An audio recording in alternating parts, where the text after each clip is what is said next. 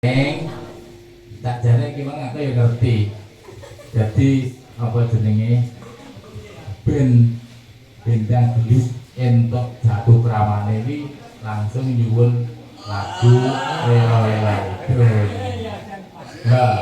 jadi senajan to isih legan Mbak Naneng ta tasih dereng krama, tapi menika pun pengen ngudang putrane.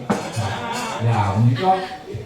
nggelisaken, carane ngoten nggelisaken. Gusti kula menika pun pengen anak lho. Ya lek pengen anak kan akhire gelem kan ya kudu palakrama lah. Menika pintere Mbak Naneng cara nglayu Gusti Allah carane ngoten menika. Amin, amin ya rabbal alamin. Ngene Nduk. Iya kepriye yo. Jerwong duduhan utawa wong omah kuwi yen minturut wawalane para pujangga Jawa kuwi pancen ora kena ninggalake apa kang kasebut yaiku hasta dina utawa 8 guna 8 perkara apa yang kuwi ngene lho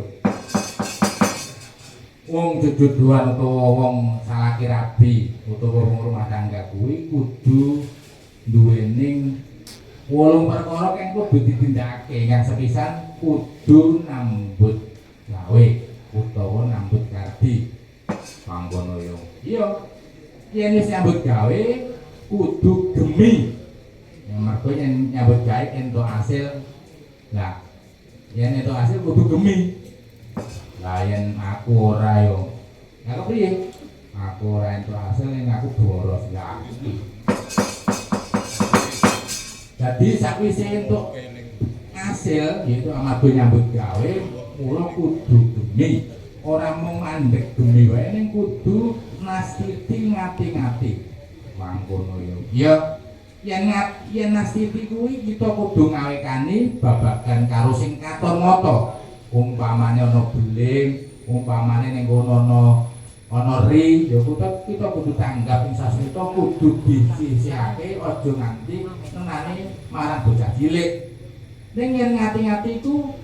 ngati-ngati to waspada tumrap barang kang ora katon oh mangkono ya iya iku ngono minangka dawuh pituduh saka para pepunden para bojo-bojo wong kok iya yo sabanjure banjur kepriye sawise gemi nastiti ngati-ngati banjur katersake tegen mugen rigen waduh apa iki yo iki Mbak Nani apa yang ngerti sing kuat sing dimaknani tegen mugen rigen kuwi kepriye ya ketika awase tegen mugen rigen kuwi wong sing duwe keterampilan kok wong iki kudu duwe keterampilan apa wae apa ing babagan dagang apa ing babagan